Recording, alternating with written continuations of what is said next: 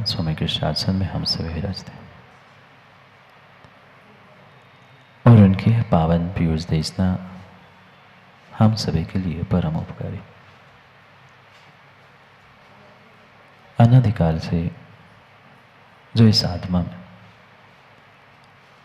जन्म, जरा और मृत्यु रूपी रोग लगे, उन रोगों का उपशमन करने वाली कोई परम औषधि है तो वह एकमात्र यह जनवाणी। भव्यात्मा, मनुष्यों का जीवन कहीं न कहीं एक दूसरों के लिए सहयोग का निमित्त बनता है और शायद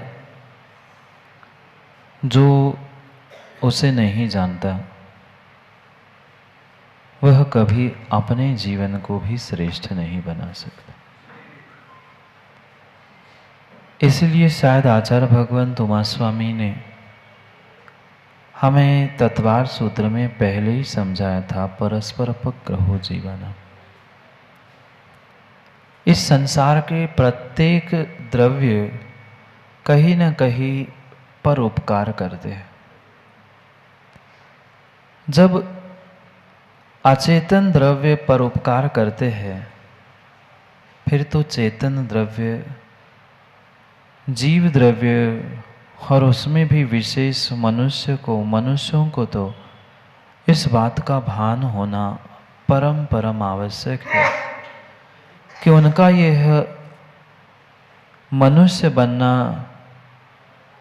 मनुष्य पर्याय को प्राप्त कर लेना, ये पूर्ण रूप से उनके लिए परोपकार के लिए ही शायद मिला है। क्या माँ धर्म द्रव्य, अधर्म द्रव्य, आकाश द्रव्य, काल और पुद्गल द्रव्य हम पे उपकार नहीं करते? पर क्या हम उन पर उपकार कर पाए? कितनों पे किया? ठीक है, पुद्गल, धर्म, अधर्म, आकाश, काल, इन अचेतन द्रव्यों पर हम उपकार नहीं कर पाए, हम उनके लिए सहयोग नहीं कर पाए, पर परस्पर में एक जीव दूसरे जीव का, एक इंसान दूसरे इंसान का उपकार कर सकता है। और वास्तव में जो एक दूसरे के उपकार के लिए ही जीता है, वो ही इंसान हुआ करता है। तिर्यंशों के प्रति उपकार करने के भाव, उनकी रक्षा करने के भाव तो सामान्य रूप से सबके पास होते हैं। मां नहीं होते भाव? छोटी सी चींटी भी दिख जाए तो उसकी रक्षा के भाव होते हैं। पर कभी एक धर्मात्मा, कभी एक इंसान, कभी एक मनुष्य को देखकर उसको सहयोग और उस पर उपकार करने के भाव हुए? बहुत विरली बार ये भाव होते हैं कि कहीं हम किसी दूसरे इंसान का उपकार करें। मैं सगे संबंधियों की बात नहीं कह रहा हूं, मित्र पहचान के लोगों की बात नहीं कह रहा हूं। वहां तो कहीं ना कहीं स्वार्थ छुपा है और उस स्वार्थ के पीछे आप बहुत सारा उपकार, मदद, सहयोग जो चाहे कर लो, वह कर ही देते। पर मैं प्रश्न पूछ रहा हूं उन व्यक्तियों के बारे में, उन जीवों के बारे में जिनसे आपका कोई लेना देना भी नहीं। कभी उनके प्रति हमारे ऐसे भाव हुए? शायद नहीं हुए, और हुए भी तो हम उन्हें क्रियान्वित नहीं कर पाए। ये आगम का गहरा सिद्धांत है कि एक द्रव्य दूसरे द्रव्य का कुछ भी नहीं करता है, पर फिर भी एक द्रव्य दूसरे द्रव्य के लिए उपकारी अवश्य बन सकता है। इसलिए कहीं न कहीं ये विचार करना होगा कि दोनों चकों को हमें एक साथ, एक समान बनाते हुए आगे जीवन को बढ़ाना है। कई दिनों से हम अपने स्वयं के जीवन के बारे में सोच रहे हैं कि कैसे जीवन जिया जाए, कैसे जीवन जिया जाए जिससे हमारी ये मनुष्य पर्याय सफल हो जाए। क्योंकि जीवन काटना तो हमने कई भवों से सीखा है, पर जीवन जीना और जीवन जीने का आनंद हम आज तक नहीं सीख पाए। और शायद वही प्रयास हमारा कई दिनों से चल रहा है कि हम जब मनुष्य बने हैं, इंसान बने हैं, तो थोड़ा सा और विवेक, थोड़ा सा और ज्ञान अपने भीतर जागृत करें, जिसके माध्यम से हम अपने जीवन में बहुत सारा आनंद प्राप्त कर पाए। बहुत सारे आनंद को प्राप्त करने के लिए बहुत कुछ नहीं करना पड़ता। बहुत कुछ आनंद प्राप्त करने के लिए बहुत कुछ नहीं करना पड़ता।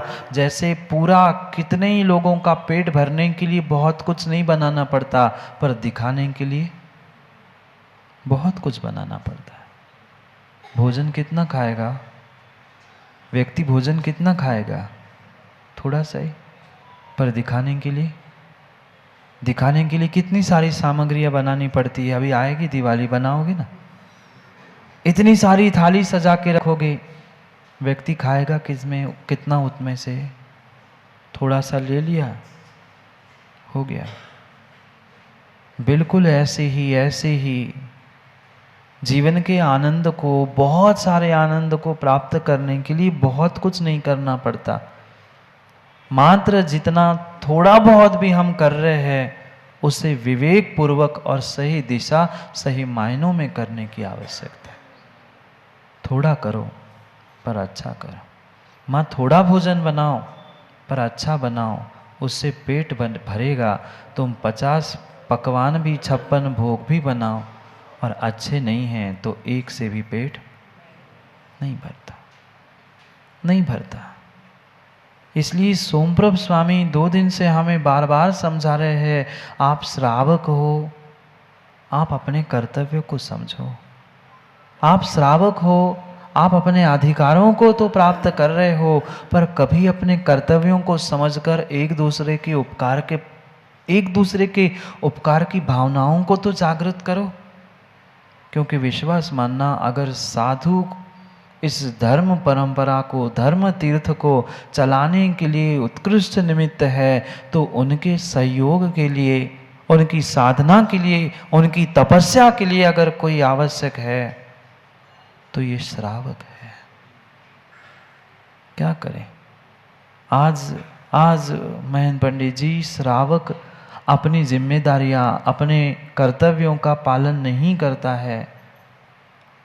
और शायद यही कारण है कि कहीं न कहीं वह धर्म का रथ डिसबैलेंस हो रहा है। कहीं न कहीं धर्म का रथ डिसबैलेंस हो रहा है। और स्वयं तो क्रिया करने के लिए तैयार नहीं, पर दूसरों की क्रिया, दूसरों की बातों को देख कर स्वयं हैरान है, परेशान है। क्या माँ आप नहीं जानते श्रावकों के 6 आवश्यक होते हैं? आप लोग भी जानते होंगे ना, बीसी जैन सब जानते हैं श्रावकों के 6 आवश्यक। करणानुयोग, द्रव्यानुयोग पढ़ने वाले बहुत है, पर श्रावकाचार और चरणानुयोग पढ़ने वाले बहुत कम हैं, बहुत कम हैं। वह ज्ञान तुम्हारा तभी काम में आएगा जब तुम्हारे जीवन में वह ज्ञान को उतारने के लिए कुछ अंशों में ही सही माँ चरणानुयोग आया होगा। पर क्या करें? वहाँ तो हमें चरणानुयोग को पढ़ते समय लगता है ये तो मात्र क्रियाकांड है। कौन उलझेगा इन क्रियाकांडों में? ये क्रियाकांड नहीं है। अभी आपने चरणानुयोग को, श्रावकाचार को, मूलाचार को शायद समझा ही नहीं है। मूलाचार तब तक है जब तक श्रावकाचार है। श्रावकाचार नहीं है, श्रावकों का आचार सही नहीं है, तो निर्मल जी मूलाचार कुछ नहीं कर सकता। मूलाचार कुछ नहीं कर सकता, क्योंकि परस्पर उपग्रहो जीवानाम, एक दूसरे जीव का उपकार करना यही कर्तव्य है सर्वश्रेष्ठ उन प्रत्येक मनुष्यों का, प्रत्येक जीव द्रव्य का।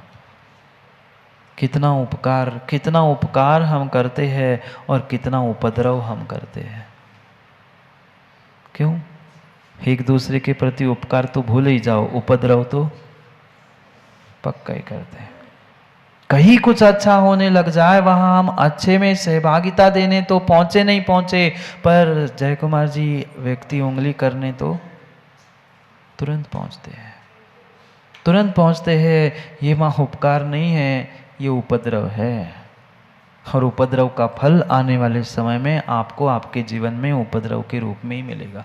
और उपकार किया है तो विश्वास मानना, वो उपकार का भी फल आपको पुण्य के रूप में विशेष अवश्य मिलेगा, अवश्य मिलेगा। कभी इन बातों का हमने विचार किया? श्रावक अगर श्रावक के धर्म, श्रावक के कर्तव्य अच्छे आवश्यक प्राप्त नहीं करेगा, पालन नहीं करेगा, और हम कहें कि साधु को साधना करनी चाहिए, तपस्या करनी चाहिए, 28 मूल गुणों का पालन करना चाहिए। अरे साधु तो 28 मूल गुणों का निर्मल जी करे तब करे, पर आपने 8 मूल गुण धारण किए? कई सारे यहाँ बैठे हुए जीवों को तो 8 मूल गुण होते क्या है ये नहीं पता, 6 आवश्यक क्या होते हैं ये नहीं है पता। और बातें इतनी बड़ी, साधु के तो निर्मल जी 28 मूल गुण गिनते हैं। क्यों निर्मल जी?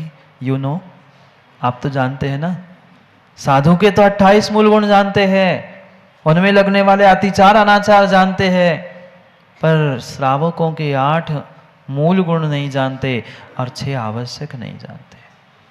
मात्र शब्दों में जानने से क्या होता है? शब्दों में जानने से क्या होता है? माँ आपको भी श्लोक और गाथा याद होगी ना? देव पूजा, गुरुपास्ति, स्वाध्याय, संयम, तप, दान सेति, गृहस्थानी, षट कर्माणि दिने दिने।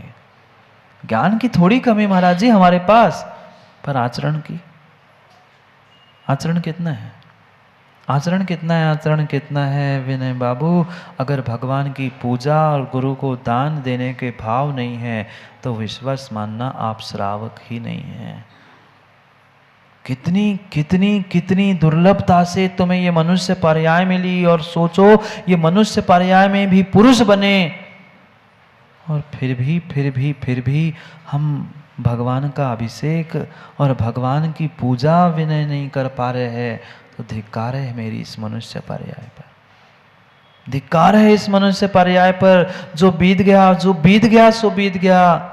अभी भी संजीव भाई चेत जाओ, हमें सच्चे देव शास्त्र गुरु मिले हैं, हम अपनी उन आवश्यकों का पालन नहीं कर पाए। कितनी दयनीय स्थिति है, कितनी दयनीय स्थिति है। वह रास्ते पर झाड़ू लगाने वाला तो साष्टांग लौट जाता है।